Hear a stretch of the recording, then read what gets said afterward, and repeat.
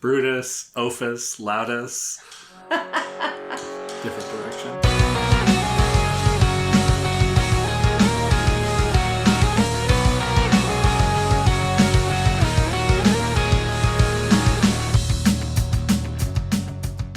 Welcome to Inchworm, the podcast in which we are inching through worm. I'm Jenny. And I'm Ted.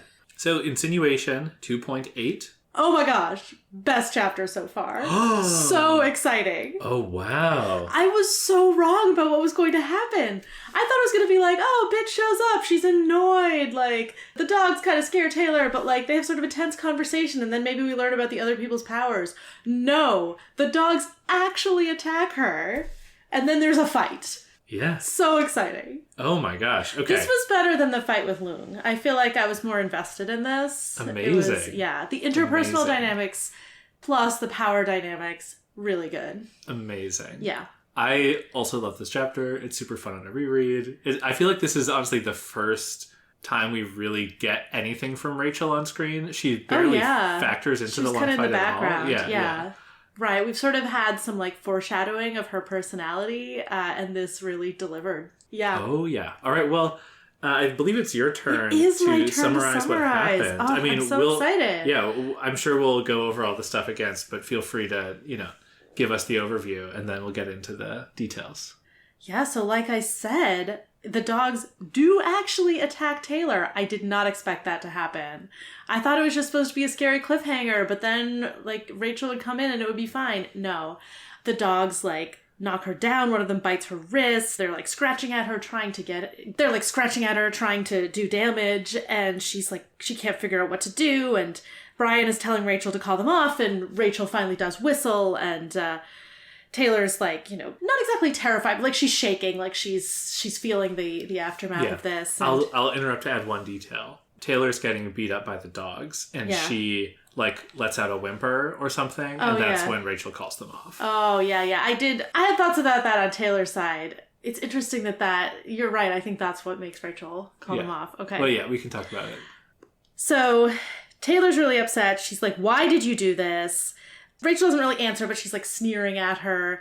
And Taylor's like, okay, got it. Like inside her mind, she's like, I gotta find a reason to back down. Wait, I don't have one. I don't have to hide my power here. And she calls a swarm and she goes over and physically attacks Rachel. Oh, I missed the part where Brian, I guess, like punches Rachel or something, or like the attacks her in some way. The way it's described, it's like a backhand slap. Like he like slaps her across the face. Oh, I missed the actual... We don't see it, right? We don't see it, but it's like, there's like, she's on the floor. I think he's got like blood on his knuckles or something like that. Yeah, he was rubbing the back of one of his hands, and she has blood running from both of her nostrils. Yeah. So I guess he backhands her. Right, so Rachel's already on the ground. She has been chastised. And Taylor goes over and physically attacks her. Like, she kicks her in the face and starts like physically trying to beat her up, while she sicks her bugs on the dogs to keep them away.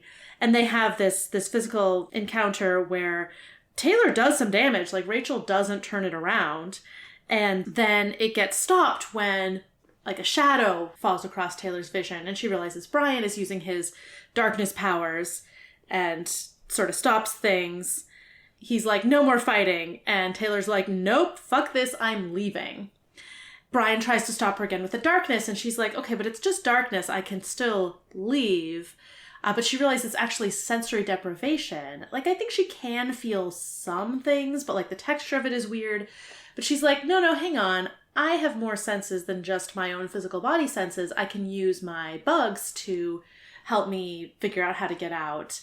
And so she uses the bugs to orient her, makes it down the stairs, and Brian's like, wait, no. He's like, sorry, I used my power on you. I shouldn't have done that. It was thoughtless.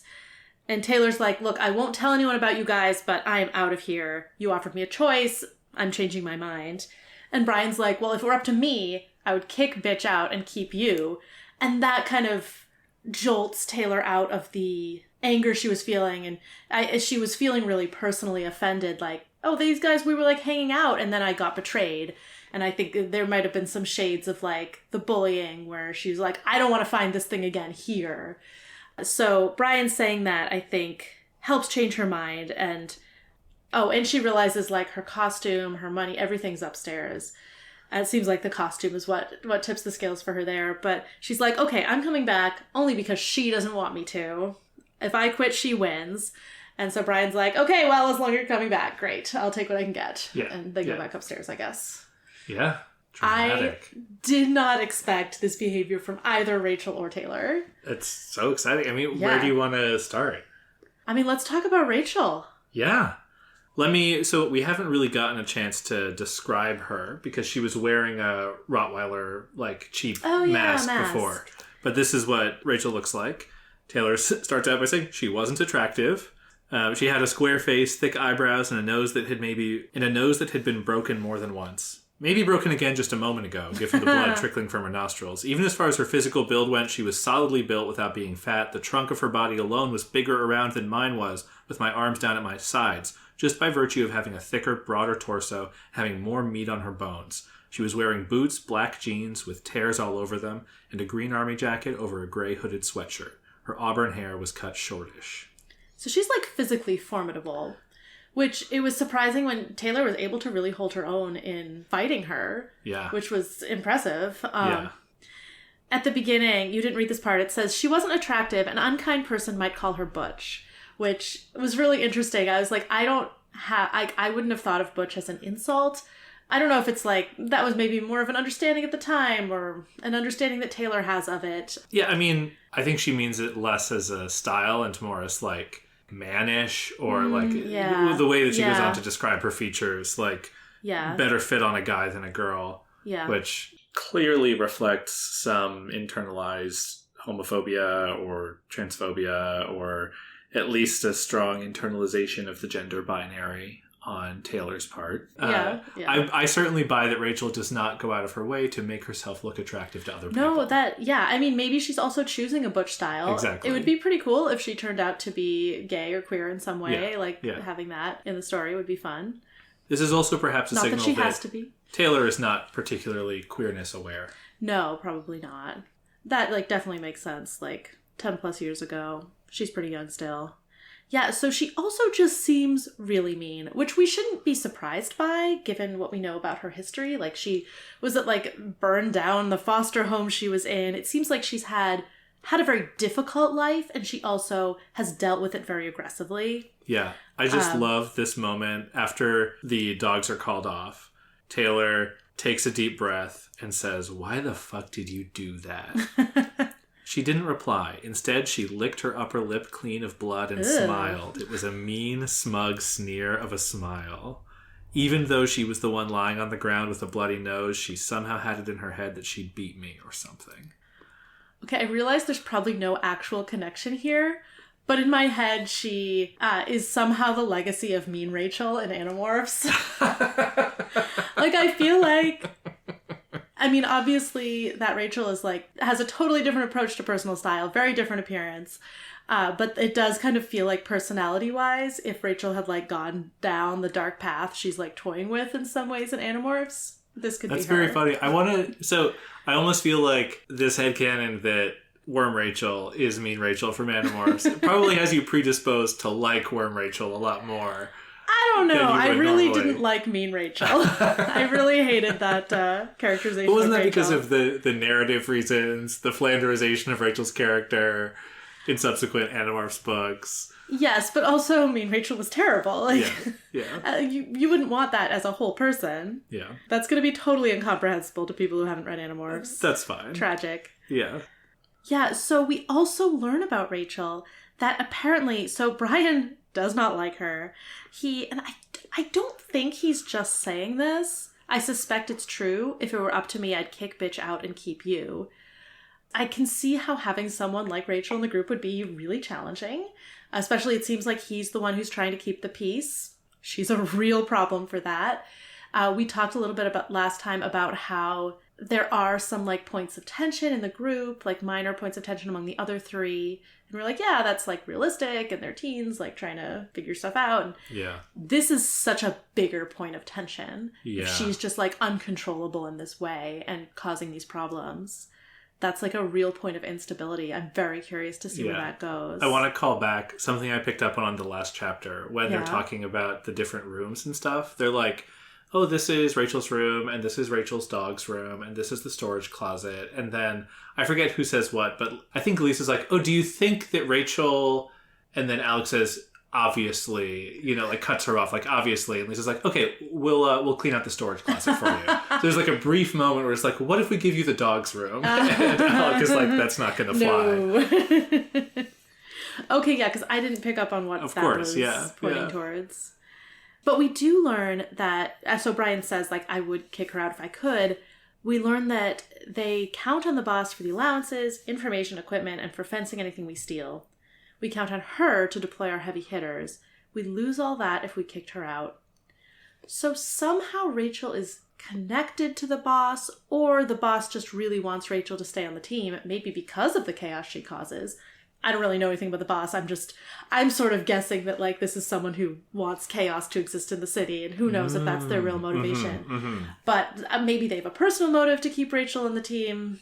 Well, who knows? We now know 3 out of the 4 powers. We don't know much about what Regent does yet. We don't know anything. But by far, like, the dogs attacking Taylor here are well-trained, normal dogs. Yeah. They are not monster dogs. No. She's not using her power here. Right, yeah. Right. And even that is, like... Devastating, yeah. Devastating. It's unclear that Taylor could have beaten the dogs if the fight had gone on, because she sort of... the dynamic is, part of the reason Taylor says she goes so hard is she's like, well, I can't let her whistle to tell the dogs to come after me. She has to keep attacking to prevent Right, Rachel and so the dogs are a little slow on the uptake, and Taylor starts to back off when the dogs start coming in, and then Brian shuts the fight down. Yeah. So, like, it's unclear if Taylor and her bugs could beat the dogs if the dogs are really focused on attacking. And, like, Taylor hadn't fully armed herself with bugs. Like, she hadn't taken a lot of time to get the bugs into the swarm. Right, so right. This wasn't her strongest We'll get form. into Brian's power, but it seems much more defensive than offensive. Right. Obviously, Lisa has no combat power at all. Right. She's the brains. Yeah. To the extent that they're getting into fights, like real combat, it's so far... It's Bitch. It's Bitch. Yeah. She's the one who's helping the Undersiders be strong. And we don't really know, like, maybe someone that tough in kind of a muscle kind of way is kind of hard to come by, right? Like, it's like... That's why they're recruiting so hard. Easily replaceable. They think Taylor can be that role. Yeah. And it sounds like, from what Brian says, that they count on the boss. Maybe I'm misinterpreting this. He's like, we count on the boss for this other stuff, and we count on Rachel to deploy the heavy hitters. I read that as, we count on our boss, and therefore we can't kick Rachel out because the boss insists on having Rachel in there. I might have misinterpreted that. Maybe it's just... we get all this stuff from the boss, and this is what we get from Rachel, and we can't do without either, and so we can't get rid of Rachel. Maybe they are, long-term, hoping to get rid of Rachel, and that's why they're recruiting new people to serve sort of as the muscle. And that's why Rachel's against the recruitment. Right. I'm not sure that what I was trying to say is I'm not even sure that Taylor at her peak could replace Rachel. No, that's true. But what I got from what Brian is saying there is more like, they would not be an effective team without Rachel. Yeah. So they would also lose their connection to the boss if they're not an effective team. If they didn't have someone who could do the heavy hitters. That the boss insists on Rachel being on the team. I misinterpreted that. I think that's what he's saying. Yeah. But as he says, it's complicated. We don't know a lot about the situation. Right. Yeah, we don't know anything about the boss, and it's so intriguing. So I do think that this recruitment effort, because they've been doing so many successful operations as it is, why do they need new people? Because they have this point of instability. Rachel probably can get away with a lot because she's like, you couldn't do anything without me. Yeah. I'm your muscle. So they're trying to recruit more muscle. Maybe they're not even going to stop with Taylor, but like Taylor's the first successful recruitment they've had. Yeah. And also the fact that they've had a couple failed recruitments, even if they don't think Taylor's power is that good, they might be like, well, look, we don't have a lot of choices. Yeah, that's interesting. And I do think Taylor's power is going to be very effective. Yeah, so Rachel's motive, I think you sort of implied this, but like, what's your take on why she reacted this way? Well, I think there are two parts of it. Like, first is that she doesn't want Taylor on the team, period, and so she's mad. And she wants to kind of get back at the rest of them for bringing Taylor in. And like, you're like, oh, you're bringing in this new girl? I'm going to attack her. Like, let's see how you like that.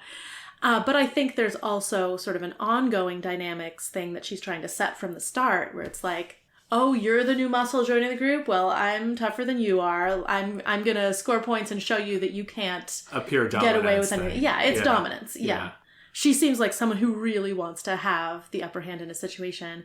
And it'll be really interesting to see how she reacts to Taylor having really, like, comprehensively beaten her up. Like, Taylor did some serious physical damage, and she did nothing back to her in that fight. Yeah.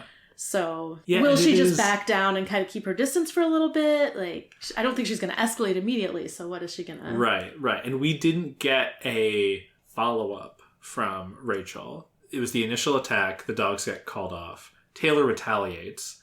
The retaliation is so successful, Rachel doesn't even get a chance, Yeah, she doesn't even get a word in. But even after Brian starts de-escalating the situation, it's not like he had to restrain Rachel from going after Taylor, to keep the fight going on. So it'll be interesting. We don't really know how she's going to react when Taylor shows up again inside. Yeah.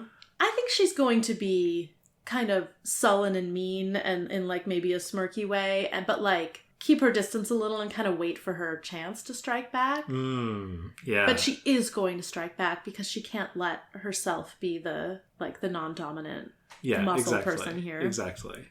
So we should talk more about Taylor's side of the fight. Yes.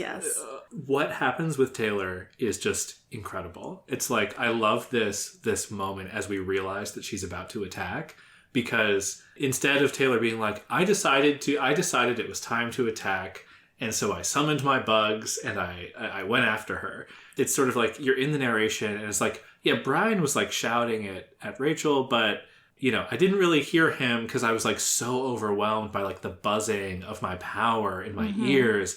And then like by reflex, I was searching for a reason to not attack. And then by the time I realized I couldn't find one, I was halfway across the room and the bugs were streaming in the walls because as I had been feeling all of this stuff, I had been getting the bugs like basically ready outside the loft windows to come swarming in. Yeah, and then she says, I've been using my power without thinking about it. Yeah.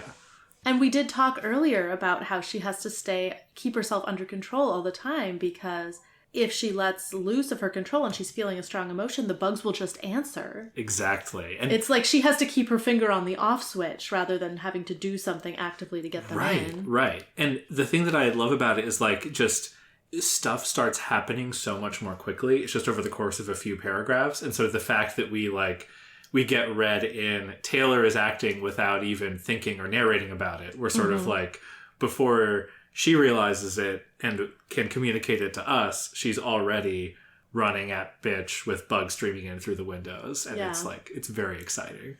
I'm so impressed with Taylor in this sequence and pleased with her as a protagonist here. It's just so fun to have a protagonist who will do this. And we saw her being very deliberately passive in the first, not the first few chapters, in all the chapters so far with the bullies. It's almost like that is her non-powered persona. Right. And we talked about how she's thinking of the world of capes and the world of superpowers as an escape where she'll get to be someone different. And how okay, but probably the same dynamics are going to recreate themselves. And she actually makes sure that doesn't happen. And it seems like her experiences with the bullies and her experiences with passivity, almost active passivity, you could call it in those contexts, are what's making her choose something else deliberately here. She's like, no, this is not going to be like that. I am going to take action. Oh, I don't have to hold back here. I am my superpowered version here. Oh, I'm just going to attack. Yeah. And she doesn't even just attack with her superpower. She also attacks with her body, which was something she wanted to do when the girls were cornering her at the school. She's like, I could punch them, but here's how it would play out. Yeah. It's an amazing versatility of character. I feel like so many of us do get trapped in here's who I am, here's how I play out situations. It's almost we learn that in our body and we can't do things differently. And she does have both of these sides to her. She can choose passivity when she's there's nothing else that's going to win here. And she might be a little psychologically trapped by the situation. But she can choose aggression and very direct and quick action in this other context. And that's such a fun thing in a character. And it's so intellectually driven. Like, she did not lose control here. She was like, oh, wait, I don't have to maintain control. I will let it go. Right. And it was an intellectual choice. It was a strategic choice. Right. I do want to push back at the beginning, before I feel like her intellect catches up by the time she is kicking Rachel. Yeah. But she does describe it as, like, being adrift. She was sort of like, I was, like, clenching my fist, and I realized I could relax it.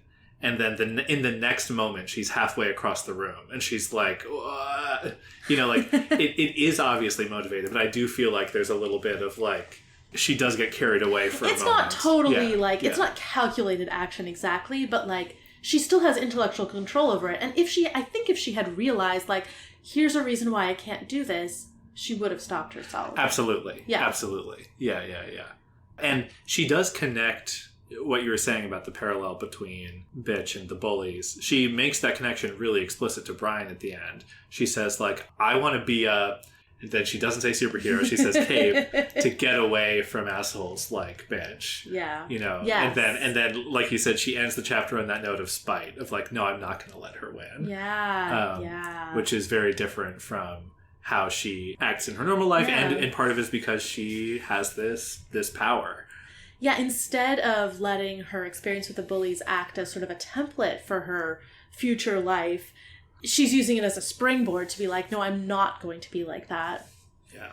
I was listening to some of our earlier episodes, which it's interesting, like, recording one chapter at a time, I definitely forget things. And I also forget things that I have said about it. And I remember, like, after the first chapter or two, I was like, yeah, she just doesn't seem to really have the strategic thinking yet. So completely wrong. Like, it's clear, like, the bullying has worn her down in a way where, like, she doesn't feel like she has power in that situation. And I do think if she really applied herself, she could figure something out, and she is choosing not to for very valid psychological reasons. But she also, like, everything we've seen from her, like, she thinks so much in conflicts, and she's so strategically minded. She's so analytical. Yeah. It's so satisfying. She's super analytical, and we talked in an earlier episode about Taylor reflecting on whether she has a killer instinct. At no point in this chapter does she intend to kill Rachel. True. But I mean, she does kick her in the face. Yeah, I want to just read some of the lines from the fight. Yeah, so she sees, as she's running towards Bitch, she sees that Bitch is bringing her fingers up to her mouth to whistle, because that's how she commands the dogs. And Taylor doesn't want her to do that, strategically, so I kicked for her face like I might kick a soccer ball. That is brutal. Yeah, I would have a hard time doing that. Yeah, I don't think I could do that. You know, again, maybe if I were mad enough. Right. But like that, just like it's such a good description. It's so visceral. My foot bounced off of one of her arms, and her entire body recoiled as she flinched. And she's like, we just learned she's a really solidly built person. Taylor is a lot smaller than her, but she's really wailing on her successfully. Then she's sort of like, Bitch is on the floor. Taylor's kind of leaning over her. I saw her exposed ear as a target and brought my foot down on it. Her head bounced against the floor and blood bloomed from the top of her ear. The sight of the blood almost stopped me, but I knew that backing down now would give her a chance to set them on me again with a whistle. And then she goes on to kick her in the ribs and between the legs and just like really do some damage. So it is strategic, but it is also brutal. Yeah, but she's thinking constantly. Like, yeah. I think I would just be so much more impacted by my emotions in these situations. Like, even at the beginning when she's being attacked by the dogs, she says, I grit my teeth at the pain and tried to think something I could do that would amount to more than curling up into a fetal position to protect my arms, legs, and face. And then a tooth or claw scratched my ear. I think that's what spooked me because my composure broke and I cried out. And I was like, good heavens, you had composure before this? And she clearly did. Like, no, that's so true. She was being attacked by 3 dogs and is like, what can I do that's not just curling up? She's still thinking, even though these dogs have very suddenly and viciously attacked her. And then something nicks her, and then her composure breaks. And I'm like, wow, she is just such a good person to be in battles. Like, that is fascinating. And yet you wonder, because she's clearly in a lot of distress, but I kind of wonder if Rachel and everyone could tell. Obviously, I think Bitch was looking to extract a sign of weakness, a visible or an audible whimper from Taylor before calling off the dogs. Yeah. But it's possible that whole situation went on longer because Taylor was so stoic about it, right? Like, that's a really interesting angle. Yeah. I also wanted to connect, just thinking about who Taylor is and how she presents in this fight. I think actually the brutality and the analysis really go hand in hand because being very brutal is a good way to stay on top in the course of a fight. It's very Ender's Game, honestly. Yeah, very Ender's Game. He's like, I have to win now. I have to win fast. And so he ends up like killing other kids without realizing. It's a lesson that she already learned from the fight with Lung, where she was kind of like, oh, maybe if I had actually done the worst attacks sooner, he wouldn't have had a chance to get so tough that my bugs were useless. And he destroyed them with the fire and stuff. Yeah. But it's so easy to hang back and not do your worst and be like, can I get away with this like lesser thing? And she just, Yeah.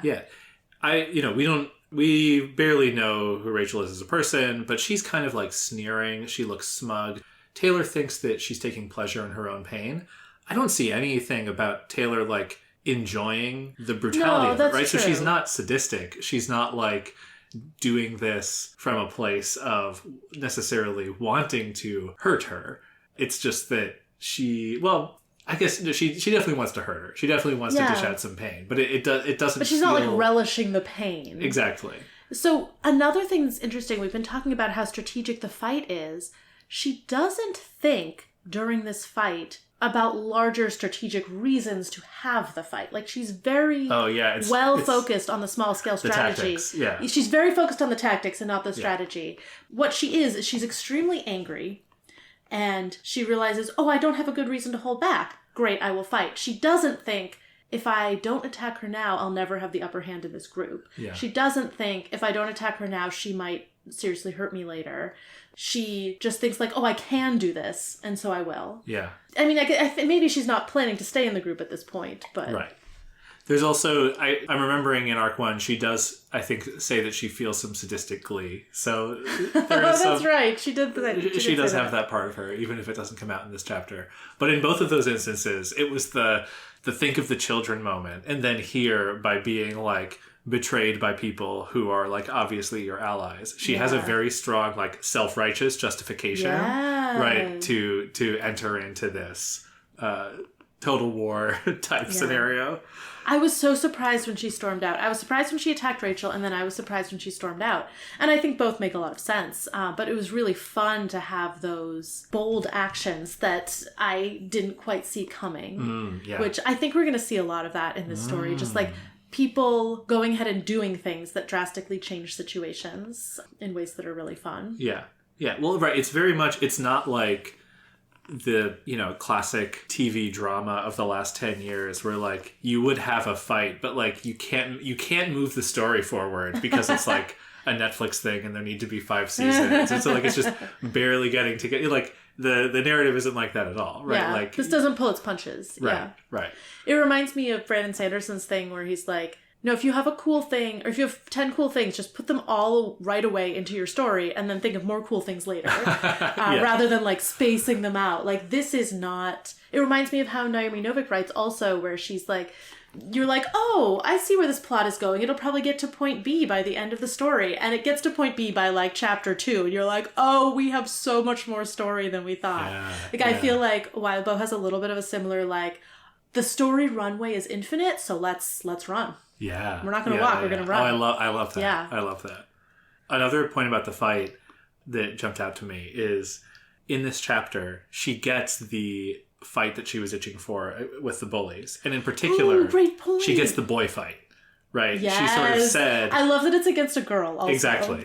But she sort of said, like, if I could just, like, punch Emma in the mouth, they would probably all beat me up, and that would suck. But, like... boys can kind of like, they have a fight and then they go their separate ways and everybody feels better afterwards. It's not like years of torment, psychological torment. Right. So I love that, right, it's a girl fight here, but it's the same dynamic of like, they're kind of tied at this point in the story, right? Like, bitch made Taylor whimper. Yeah. Taylor curb stomped bitch. Yeah. and didn't even let her get a blow back. Yeah. And so, like, in sort of a very rough calculus, they're now even. I do think that Taylor was like a little bit Taylor extracted a lot more damage. But it's funny that that's another, like, piece of escapism that she gets to live out, right? She consciously thought earlier, I wish that I could just punch her in the face and that would be better. And then here she gets to do that. I love that. I mean, I think that connects to what I was saying about, like, the story is not holding back. I did sort of have this idea that, like, she has all these escapist ideas, but she, you know, once she gets to the super world, it'll be the same as her other world. No, it actually is giving her her wish fulfillment, her fantasies, and then moving on to new problems. Oh, yeah. Yeah. Should we talk about Brian a little bit? Yeah. What are your thoughts on Brian in this chapter? I mean, I feel like it reinforced the idea we had of him as sort of the peacemaker, the person who sees himself as the leader, person who's sort of enforcing stuff. So he backhands bitch and then is like, I hate, or I think he says, I fucking hate, like, he, like, emphasizes the swear when I have to do that. I do want to say, what he says is, I fucking hate it when you make me do that. Ooh, yeah. That's, like, really ominous phrasing. Like, I think in general I like Brian. Like, he seems like a fairly reasonable person, but, like, both this and using the power on Taylor to keep her from leaving is, like, a little bit of, like, an abusive control dynamic. Like, I hate when you make me do that, when he's just, like, backhanded her across the face. Like, that is an abuser line. Like, I'm not saying he necessarily is an abuser, but, like, that's the resonance for me. I mean, I read that and it's like, it's a red flag. Oh, and we'll talk. I feel like there are a couple more, and you hit on the, like, sort of using, you know, his power isn't violent in the same way that Taylor's is or Bitch's is, but it can be used to control people. Exactly. That sort of, like, you want to leave and I'm not going to let you. That's a bad thing. And he sort of immediately apologizes for it, but, like, you can't read tone of voice, right? Like, how genuine is he? We don't know him that well. To me, this is like, I also wonder, they're all very young. I wonder where Brian might have seen other people do and say these kinds of things. because he also has a little bit of, like, we don't know Regent or Tattletale's past, but his past is, like, maybe growing up like a petty criminal or something, like, probably didn't have a good life. You know, there's probably some but this is bad stuff there. Right. I pointed out the language here. I think it's a red flag, but I also think it's probably likely to be a learned behavior rather than sort of like his personality is inherently abusive or something like that. Well, I feel like he could kind of go either way at this point. Like, he comes across, and he tries to come across, like, deliberately as a reasonable, nice guy. Yeah. And thinking about the stuff he says to Taylor at the end, he's like, if I had a choice, I'd kick her out and keep you. I promise, like, if she pulls anything like that again, I will personally leave the group. Like, he's really trying to talk Taylor around. Like, maybe he's sincere. Maybe he's sincere about not really thinking through using his power on her, and he regrets it. Maybe he's not. Maybe he's manipulative. It's hard to say. Obviously, you don't want to be on a team with Rachel. She seems like a really bad teammate, difficult personality. So he probably is sincere. However, you just recruited somebody into your organization and you're immediately undermining one of the other 3 people on the team. Yeah. I think either way that's kind of bad, right? Like it's sort of like, oh, you know, but, like, bad management, if nothing else. Exactly. It's sort of like, she'll come around, or, like, we can work on it. Like, I know it's really tough, but let's work on this. But, like, immediately, like, if you're onboarding a new employee and they have a bad interaction with one of their coworkers, absolutely. You're not like, I wish I could fire that one. You do not say that. Even if you're not in management, you do not say that. That's, like, so corrosive to team dynamics. The impression I got is that Rachel is corrosive to team dynamics. Like, she... Yeah. But it's possible it's a bad dynamic and they're both to blame. Like, it's possible part of the reason that she lashed out so strongly is because of existing dynamics that aren't just caused by her. Yeah. So that's going to be interesting. I want to enjoy Taylor fitting into this group of capes. I want them to be friends with each other. And so I kind of want it to go in a positive direction. But, like, we are definitely seeing dynamics that could have it go in a different direction than that. Yeah, we'll have to see. I mean, I'm such a sucker for, like, creating, like, that sort of recurring, like, baseline of, like, here's, like, the 5 of us, and here's our dynamic, and, like, we have banter and stuff like that. So that's what I want, but we'll see. We'll see if that happens. I like how bad this is, just from the narrative perspective. Because, like, it would be so easy to have that sort of, like, promise of found family thing. And you could imagine maybe, like, an arc or two down the line, you get, like, something that feels this bad. Yeah. Right? So, again, with what you're saying, it's like, there's plenty of story to tell. It's we're not walking, we're running. Yeah, Taylor doesn't get to settle into, like, oh, he, I'm a secret spy and I'm having a chill fun times. Because it's, like, immediately very, very bad blood with her and one of her new teammates. And that's fun to keep the tension up. Oh, yeah. So, yeah. Brian at the end, so we talked about it, but we haven't talked about his power. Yeah. What did you make of his power? So Taylor had read online that it was darkness. And so when the darkness descends, she's like, okay, no, I can just find the stairs and go down. There's a jet black curtain kind of like appears in front of her. Yeah. Brian sort of like steps through it at one point. Yeah, it like dissolves into like wisps of smoke like the first time, but then it descends on her more thoroughly. Yeah, she says she knows where the stairs are, so she's just going to walk through this darkness, but, like, it feels weird. She says the blackness, slithered over my skin, oily with a weird consistency to it. And then she does say her hands made contact with the railing, so it's not that she can't feel anything, but then hands land on her shoulder, and she says, back off, but she doesn't really make any sound. And so she realized, like, oh, I don't have sight or hearing. And then she let go of the railing for a moment, and then she's, like, completely disoriented. The texture of the darkness was inconsistent, making it hard to identify the full scope of my movements. So it's not that it completely deprives her of, like, touch, that whole sense. It's just that it makes it really difficult and confusing, which seems very effective. Yeah, she says, Brian's power mucked with your senses, sight, hearing, touch. We don't know about the other two. They're usually less useful in, navigation. But of course she's able to get around it with the bugs. Right. Yeah, and she uses, her bug proprioception, and in particular that there are a bunch of bugs around, and she knows exactly how far she is from all of them. So she kind of has a little, like, topographical map. So cool. At least the exterior of the building or whatever, but it's enough to orient her to where the stairs must be. I love all these, like, creative uses she's already making of her powers. It's fun because we sort of get Taylor versus unpowered dogs, and it's a little unclear how that would actually go in a real fight.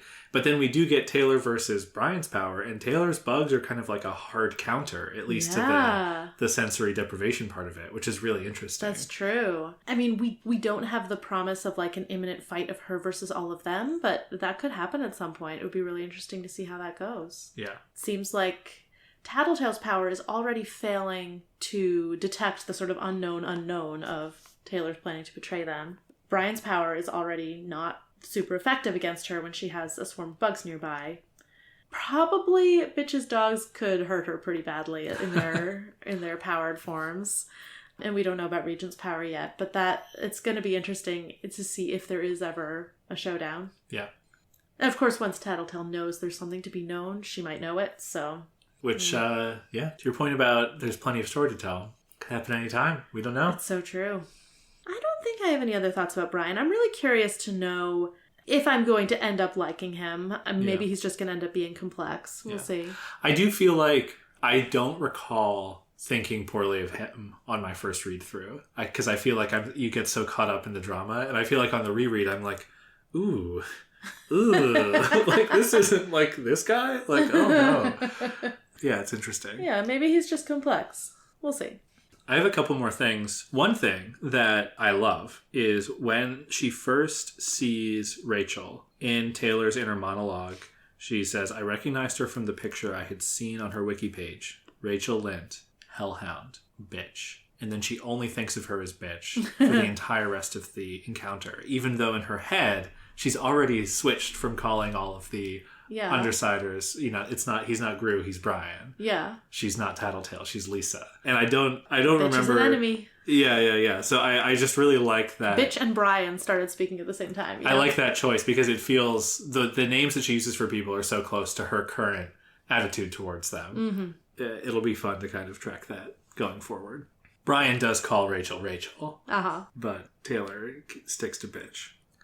I also want to say, these are really good doggos. Oh. Despite the fact that they're really scary, they're really good doggos. They're very obedient. Exactly. They're incredibly well trained. Yeah. I'll describe the doggos for our listeners because they deserve to know. Yeah. The largest of the dogs is an ugly Rottweiler or a mutt with strong Rottweiler blood. I really appreciated that Taylor's narration was like an ugly Rottweiler or a mutt with strong Rottweiler blood. It's like, well, she can't know. She can't know. There's a German Shepherd and there's a hairless terrier with a missing ear and an eye. Aww. And they are attacking her, but at the whistle, they are called off. And when she runs over to kick Rachel in the head, they are just sitting neatly in a line against the wall. And they get spooked by the bugs. Eventually, they start to come to Rachel's defense.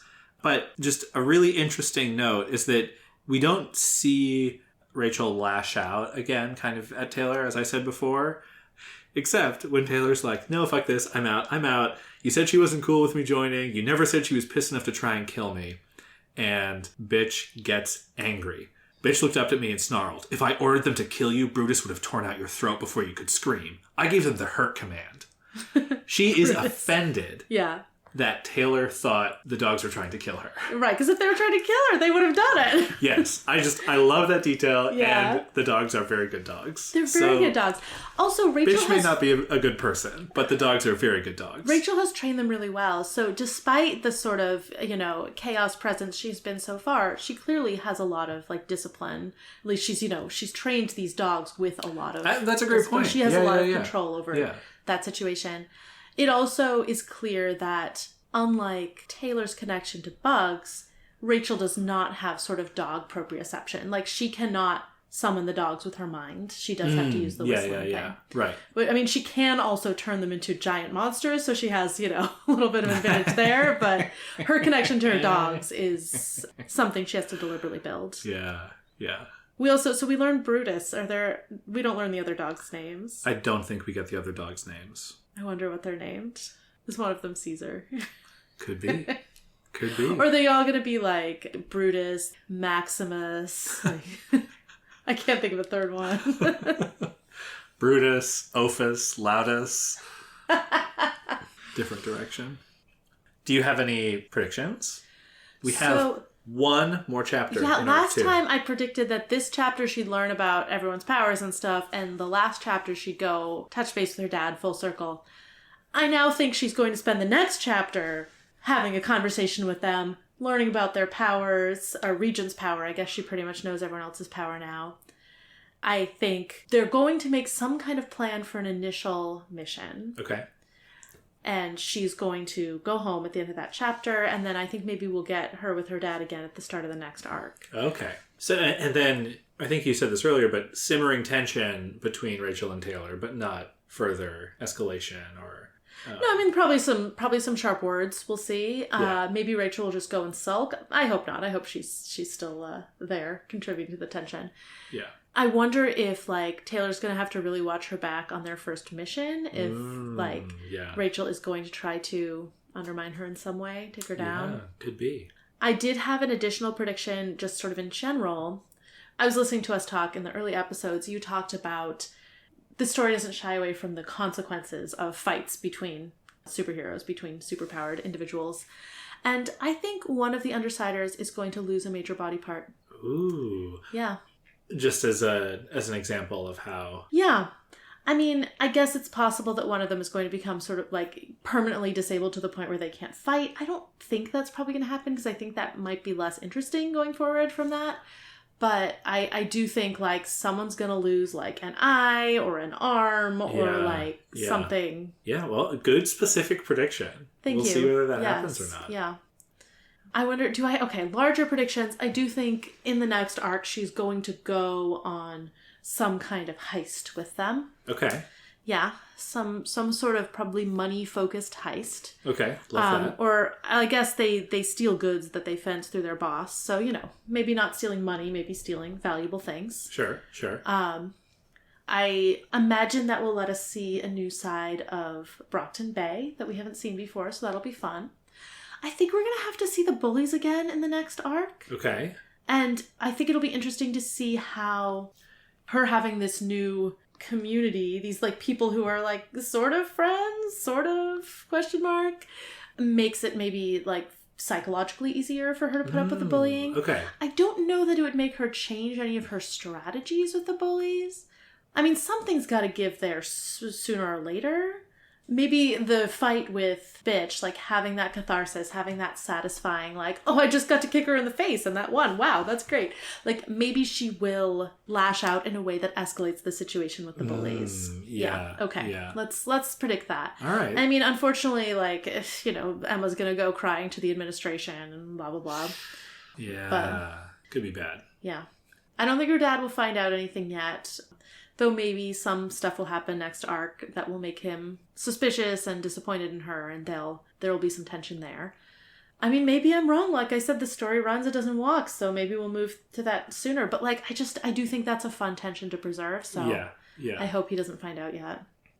Well, something else you can think about, and maybe predict at the end of next episode, is there's going to be another interlude between arc 2 and 3. So you can start thinking about who we might hear from. That's such an interesting question. I really want the interlude to be Tattletale. Could be good.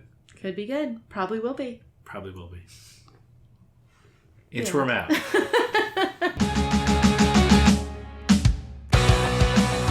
Worm is a web serial by J.C. McCrae. You can read Worm at parahumans.wordpress.com and support the author at patreon.com/wildbow. Follow us on Tumblr and Blue Sky at Inchworm Podcast, or find our Discord link and any other updates on inchwormpodcast.com.